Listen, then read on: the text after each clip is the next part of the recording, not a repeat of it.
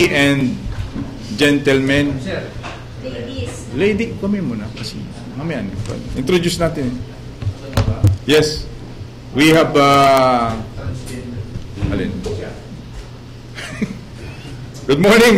We have with us Attorney Sheila T. Ohano, the Chief Legal Affairs Division of the Internal Affairs Service, and Attorney Raisuli Punsaran, same with the Internal Affairs Service. Magsasalita ngayon si Attorney Sheila with regards to the Internal Affairs Service accomplishments and other relevant information. Attorney Sheila, please take the floor. Sir.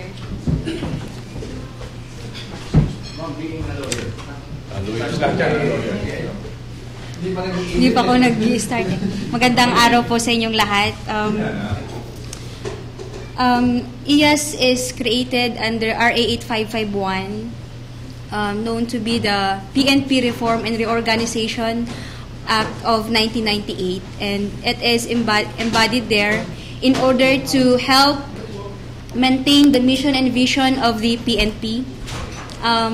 We have functions as mandated by law, and those are to investigate, inspect, and audit personnel units, and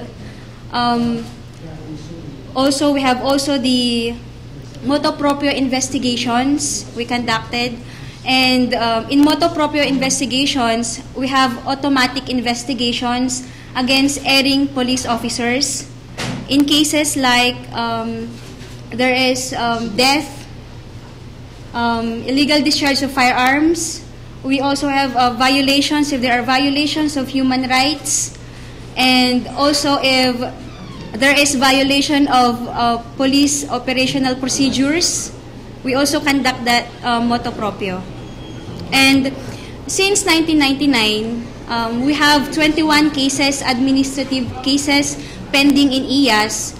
And as of now, 2015, we only have more or less 700 pending cases because the rest are already resolved. And we have also investigations na ginawa na natapos na namin na medyo sensational cases din. With the transfer of the Integrity Development Unit in IAS, we were given the power also to maintain and ensure the ethical and professional behavior of every PNP, police officers. And that is one of our functions right now. So, if you have any questions. Sir, ma'am, ano yung sinasabi niyong sensational cases na na-resolve nila, including Atimonan? Yes, we have already resolved one case of Atimonan. That is, actually there are 3 cases pending in Atimonan incident, and that is the multiple murder, that is the less grave neglect of duty, and also the violation of checkpoint, and that is already resolved. Ano pong may recommendation? Actually, the respondents there are already dismissed from the service. The decision of the first case are dismissed from the service. Lahat po lang involved? Yes. Yes. May iba pa bang mga kaso mo na sensational? Yung sa Osamis Gang? Sa Osamis Gang, I think we already resolved that. The Cadavero case in Laguna, we already resolved that case, and all erring respondents are already punished administratively only. Sa ngayon, mga ilang gano'ng katagal yung inaabot bago ma-resolve yung isa? Well, that depends kasi depende sa kaso yan eh. Pero yung regular case lang, for example, is we make sure that we will finish that within 90 days to 120 days.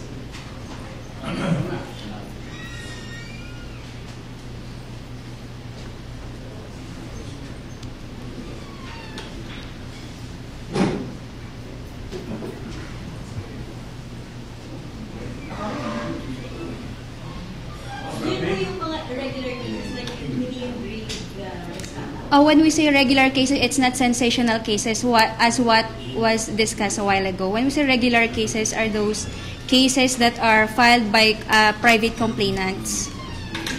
And that is the timeline. We have this simple misconduct, less grave, and grave misconduct. What is the reason behind yung background natin na award ng 700? Oh, that is buong Pilipinas po yan, no? 700. Compared to other departments, we are proud to say na hanggang 700 na lang yung remaining namin. Despite na 21,000 yung pending case ng IAS since 1999. 700 po Pilipinas po yun? Yes. It's not only in national.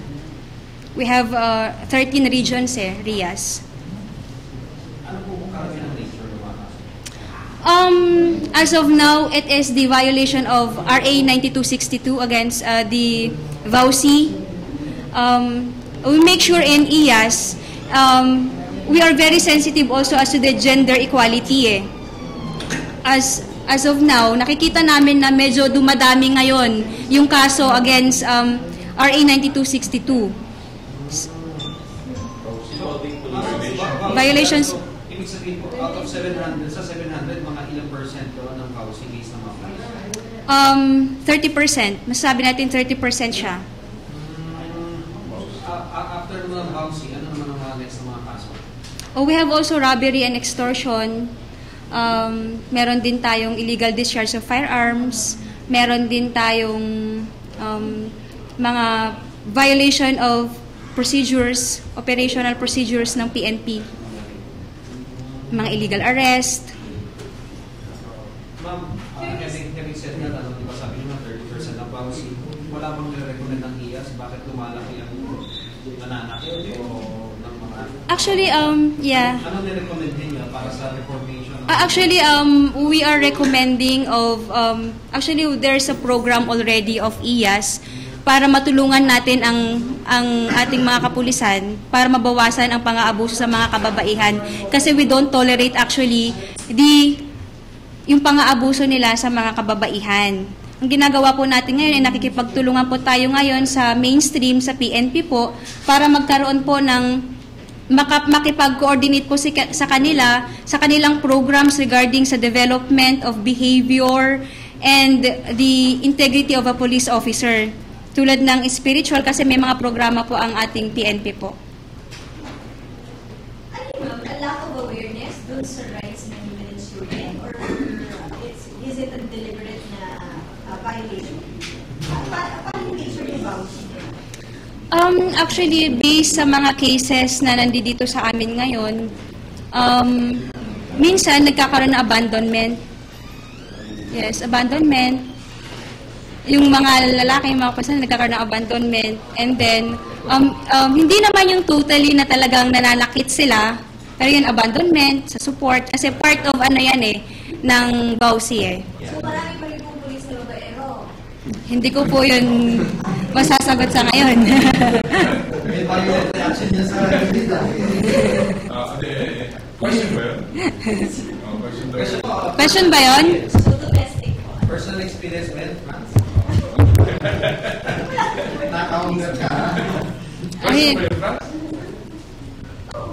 kung maraming babaerong mga pulis, hindi ko po masasabi yan, pero ang alam ko po ay mga pogi po ang mga police officers natin. Oo. Rafi, may question pa? Iyan. Okay. Alvin, ikaw. Alvin, nagtatago Ano pumasok ba? May question pa? Ano usually nagiging ano nito, nagiging Sanction pagka sa RA 9262. Actually, that is a grave misconduct. So, the maximum penalty is dismissal from the service.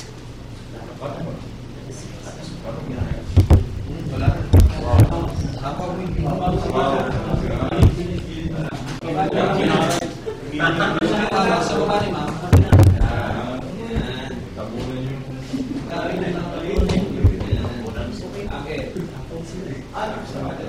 na rin pong mga napakusahan kayo sa police. Yes, actually, we have already dismissed, we have already penalized 100, more or less 118 police officers. Suspended is more or less 38. We have also demoted more or less 32 police officers. This year lang yun? No. Sa Bausi lang ba ang tinatanong? Sinabi mo, kayo nag-figure po. That is from as of this moment. Yun yung nakuha naming figure. Yes. Ilan po yung devoted na? Demoted is more or less 32 personnel. Kailan po nagsimula yung mga figure? Since 1999. 99. Ano nga ulit yung simula? Yung figure na meron? I think more or less 118. Dismissed. No, they are suspended from the service, and more or less 38 are dismissed from the service, and 32 are demoted already. Since 1999. Yes. Ma'am, pero yun nga, for the benefit din na alamin kanina, napag-usapan natin, yung policy ba ang pinakamaraming kaso? Bakit po naging policy? Kasi kung bakit napakamaraming vowsy na pending sa atin is maybe because of nangyayari, hindi naman natin maiiwasan minsan na naghihiwalay ang couple. So, ang tendency is complainants, the wives, file in AIAS their complaints, abandonment, sa support, and bihira lang naman yung sa kapulisan natin yung talagang tinotorture yung asawa nila. So far, wala pa namang ganun kagrabing torture. Marami po ba nagreklamo na marami naging asawa yung mga police? Wala, meron, pero hindi naman ganun kadami. Bihira lang. Ma'am, the total number of cases from 1999 na na-file, yung number of cases, We have, again, mula 1999. we have 21, more or less 21,000. So, parang ang liit, ang baba ng bating average ng IAS. What do you like to discuss? You know, the dilemma is we conduct summary hearing proceedings here. Sometimes po kasi hindi na po nag-a-appear ang ating complainant, kaya ang tendency po niyan ay nadidismiss lang po bigla yung kaso po. That's the reason. Pero right now, standing cases na habang na lang nationwide ay 700. More or less 700 cases.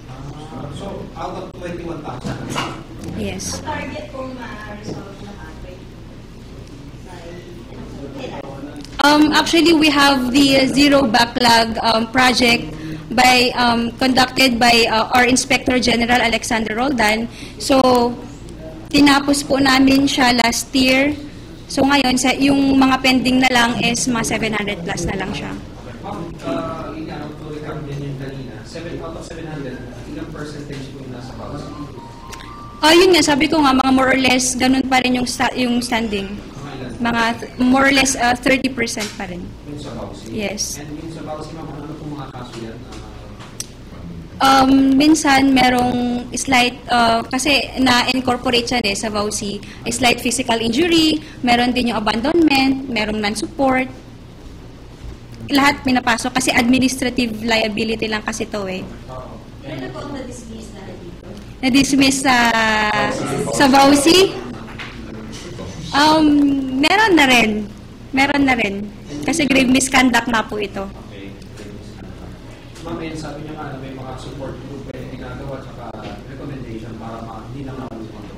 Yes, we're doing that in partnership with the PNP Mainstream. Okay. Tanong ko kay ma'am. Huwag lang personal, ha? Bakit, ma'am? Pulis lang, bakit? Ano? Ikaw? Padating na rin dyan eh.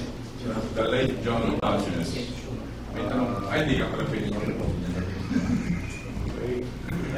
Wala na? Thank you, Atty. Sheila. Thank you po. Huwag ka muna natin dyan dahil si Cinder. Visitors pa nga. Dahil mahalaga na mo po. Visitors. Ano yun na? Visitors. Pwede kami pakainin ng number niyo po. Okay, sige. Bibigay ko mamaya. Talaga no ha? Si Ian ang nakala ko si Ian magtatanong niya. personal ko kinukuha ang number. Para mas maganda. Tsaka mahirap ko yung number, mawala ng number si ma'am. Di ba?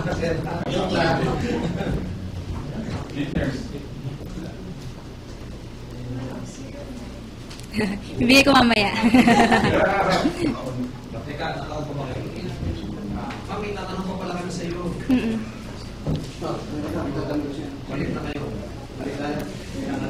Importante ito. Dahil kanina may lumabas sa ombudsman. Okay. Alam ko may tatanong Hindi. Sige.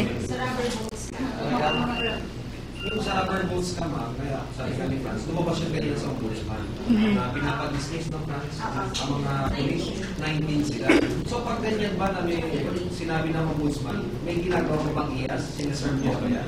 No, we will we have this different proceeding from ombudsman. We are a different entity from ombudsman, so we will conduct our own investigation. Then definitely we will conduct summary hearing against those personnel. Pero ito noong 2010 pa yun, na-investigahan ba ng Kasi we avoid forum shopping here, no. Pag nandoon na sa ombudsman yan, hindi na namin tatakil yan kasi bawal po yan. Pero before ombudsman, may action ba yun? Oo, I don't think so. Kasi pag nakuha na yan ng ombudsman, din na namin kinukuha. Kanila na talaga yun. Courtesy also for the ombudsman. Ma'am, yung mga pulis dun sa ano, na may motorcycle investigation ba ang iyas dun sa Cebu? Kasi di ba, hindi nga rin nila bibisigahan yung mga Chinese consul, siyempre i-invoke yung immunity, at hindi raw sanay mag-English, na sinasabi, nag-imbestiga ba kayo na? Yes, we already conducted investigation regarding the matter. Oo. Ano pong nakayo? I cannot divulge just because we have an investigation and intelligence division. Oo. Bakit po pumasok ang iyas doon sa kaso nung sa Chinese consul? Kasi we are looking into it if meron bang participation ang police officers, kung meron ba silang lax doon, kung meron ba silang violation. That is our job eh. Kung merong violation man ang ating PNP, doon po namin tinitingnan. So, pumapasok po ito yung sa motorcycle? Yes. Pero bakit mo iniisip na may lab sila dahil hindi nila nakasuman yung mga consultant? Hindi ko sinasabi na na may lapse sila ha. Sinasabi ko lang na meron po kaming right, meron po kaming power to investigate. And the disposition of that is it's still under the investigation team of IAS. So ano titignan nila mula dun sa pag-respond din nila, titignan nila? Ganun ba? Lahat ng anggulo. Like, ma'am, can you just state for Actually, that is under the investigation division and intelligence division. So I don't have the authority to speak right now with the investigation team. Kailan mo lalabas yung investigation? We will inform you to that kung ano yung result nun. Definitely we will coordinate with General Mayor. Pero iniimbestigahan na ba yung nag-respond or kasama yung Everything. pati yung chief na Cebu? Of course, everything. Everyone. Yes, we investigate. Pati sa abusan, What is about in Agusan? yung kay Mayor Tata. I think kasi yung mga matter na yan for investigation, wala pa kasi sa level ng Legal Affairs Division eh. Pag intelligence kasi, hindi pwedeng lumabas sa amin pa. Ganda. Thank you, thank you. Thank you very much, Manaro. Thank you. Thank you. Magandang umaga po sa inyo lahat. Maraming salamat po. May question kayo? At sa akin?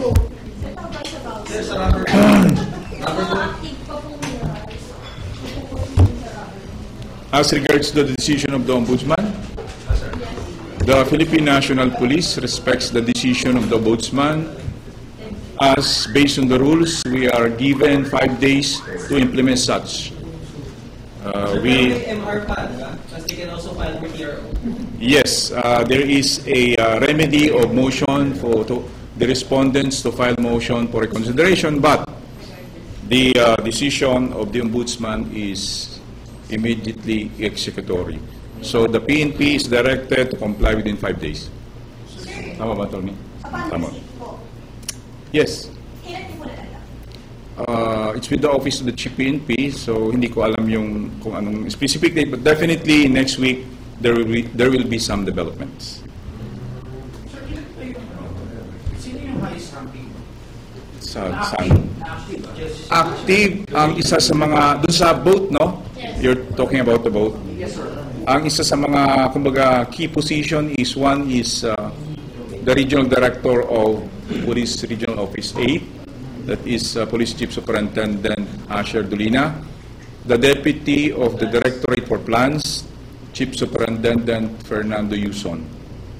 Yung iba hindi ko na, may iba yata doon is retired na. Si Sir Pilar, dating na pinapasok na ba yun? Kasama si Pilar. Hindi ko na yung nabasa lahat, but the known, kilala ko sa akin mga key persons, key officers I mean, is yung dalawa. Sir, hindi naman na kailangan mag-issue ng 2024 kasi dismissal order. Implementing sa amin is implementing orders. So, ibig sabihin, sir, there will be placed in the office of the chief PNP, tama? Tingnan natin kung ano ang, kasi the directorate will be in charge to implement the order is the Directorate for Personal Records Management. So, by next week, we'll see kung ano yung orders na yun. Kasi pag nag-MR sila, technically, pwede pa yung na-remedy or dismiss talaga. It is a remedy based on the, of course, provided by the rules. Nasa appreciation na ng ombudsman yun kung ano man ang dapat nilang gawin. Sir, hindi siya pwedeng i-dismiss na Ganito ano, may motion for reconsideration as regards to the decision of the dismissal. But as regard to the implementation of the order, considering that sabi nga, it should be immediately executory, then we have to execute the order. And since if you're dismissed from the service, wala ka sa servisyo, you're separated from the service. Yun ang consequence nun.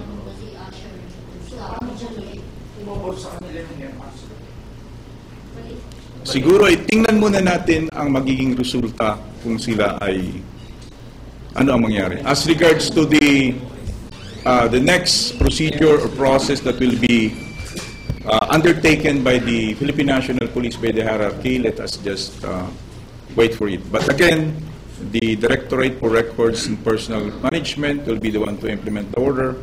They will issue orders and we'll wait until next week what would be the outcome of the order. Sir, usual question, ano yan sa benefits sa atin? Okay. Consequence ng dismissal from the service based on the rules is that number one, you're separated from the service, and the retirement, forfeiture of the retirement benefits. Meron pang isa, disqualification. Disqualification from employment in the government service. Yun yung nasa rules.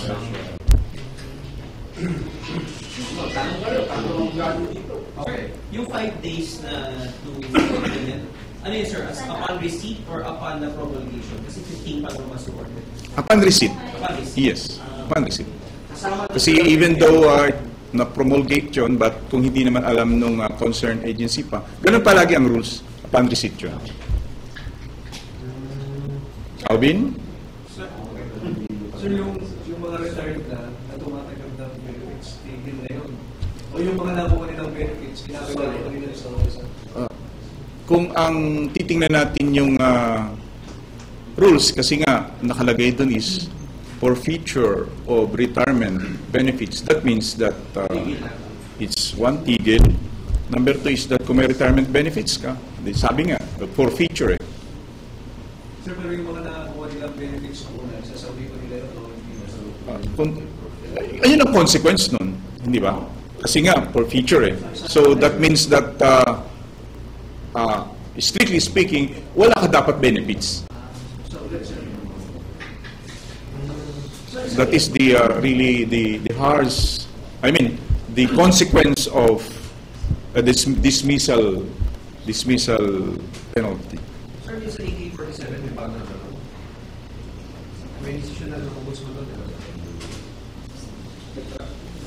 Kaya yung sa the same position sa side naman ng PNP is any orders from the court or agency concerned, we respect it, we will implement it.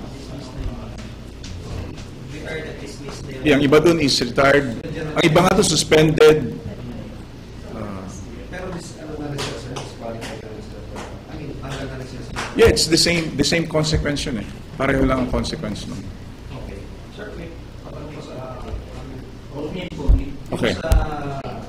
Yung Kunin. walang kamatayan na tinanong din natin kay attorney, yung sa dalawang rehistro, pero isang rehistro at dalawang marapa. Paano ba talaga nangyari? Parang kahapon yun, Again, ang facts natin dyan, number 1, may na-recover doon na baril na Colt 45 with ang serial number, if I'm not mistaken, 126238, tama ba? Okay. May nakuha doon na baril na ganun. And it is part of the policy doon sa Oplan Katok natin that when a firearm is recovered in a crime scene, we check it with the Firearms and Explosives Office.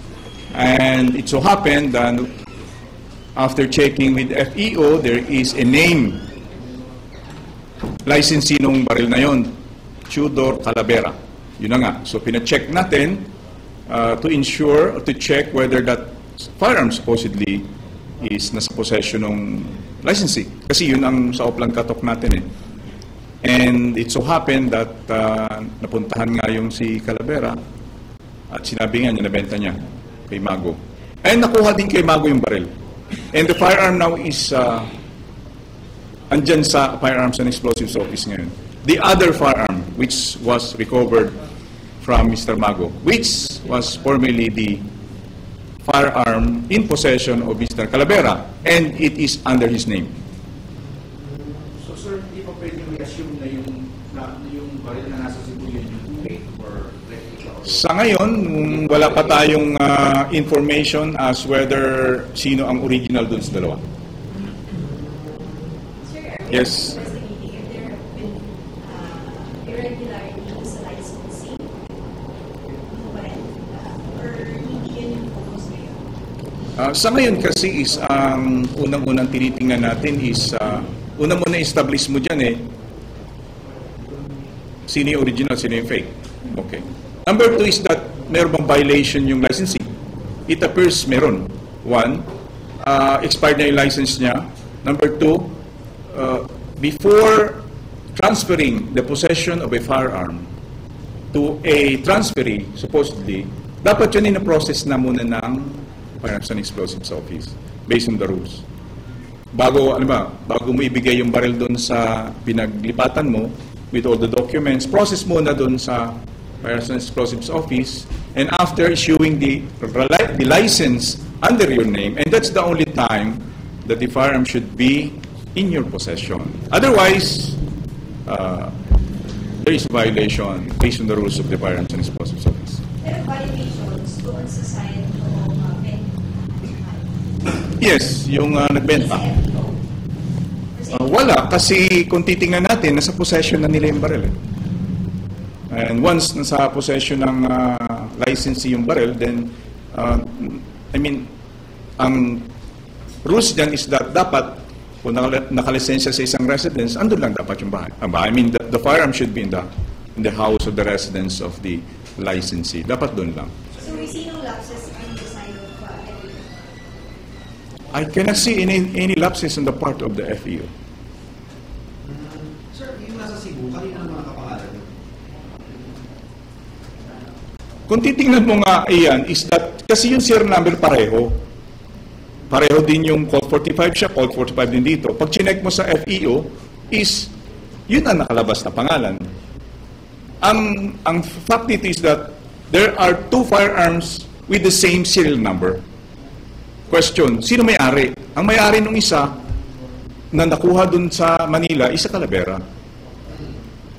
As to the other firearm, kung kanino man yun, then, kung saan galing yun, is part yun ng investigation na gagawin ng Cebu. Sir, kasi categorically saying this is a rare incident. Yung rare case, yung mayroong doon may pangmal na kayo. Ang masasabi ko lang is, in this particular incident sa Cebu, may 2 baril na nakuha with the same serial number. Okay, sir, parang sa Kampal Baka, usually yan namin ako-cover, pero ito parang ngayon na namin encounter. Yun ang na-establish natin ngayon, that there are 2 firearms with the same serial number. Pero sir, di ba nakuha yun sa Chinese mismo, sa Mr. Puso? Yun ang nasa investigation ng Cebu City. Pero ngayon ba sir, di ba, in-invoke nila yung immunity, pwede ba ba kayo pumasok doon sa pag-imbestiga? Depende yan sa provisions ng agreement ng China and the Philippines based on the rules na inisyu statement issued by the Department of Foreign Affairs. So pag nagkataon, sir, na talagang may immunity na sila, ang mangyayari, mag-process na lang ng PNP yung kaso doon sa naka-register na baril. I-check natin yun. One way or another, we will correct if there are any regulations or policies that should be improved. But as of now, we cannot see anything wrong with regards to the policies ng firearms kasi specific naman yun. Ang nakita lang natin doon, of course, is nasa iba, nag-transfer siya, naglipat siya ng baril sa isang tao, napunta ang baril sa isang tao na wala pang lisensya. And that's the violation. Pero sir, yung wala ka na-introduce yung nasa Cebu na papel na meron silang lisensya, tsaka meron permit to carry, o yung lahat ng mga requirements, wala ba sila na ipakita doon?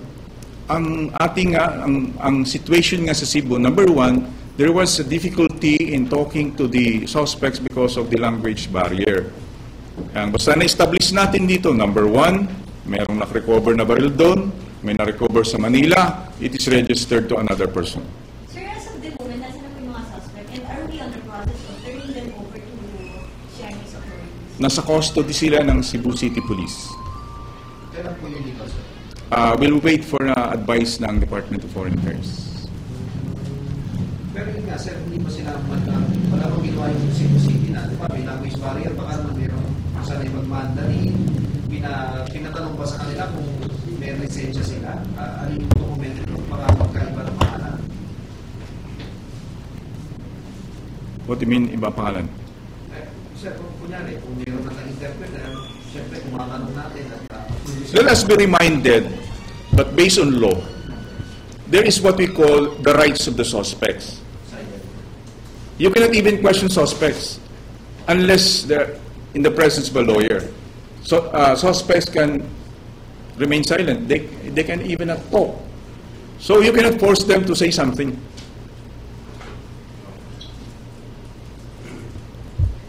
and much more pag-produce ng license, no?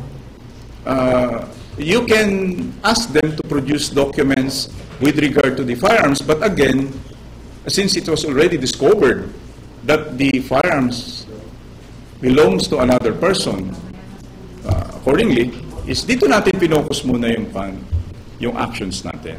But again, if you will ask, but hindi natin tinanong yung suspect, we cannot compel them to talk because they're suspects. Sir, yung baril na nandiyan sa FED na yun, yan yung naggaling sa Valenzuela, no? Yes. So, yung ballistic na baril nasa Cebu, tsaka yung nandiyan.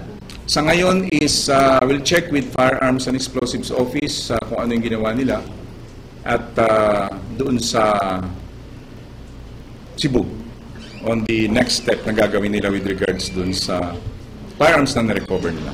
Pero yung nandiyan, sir, yung naka-ballistic na yun. I-check natin sa firearms kung anong gagawin nila.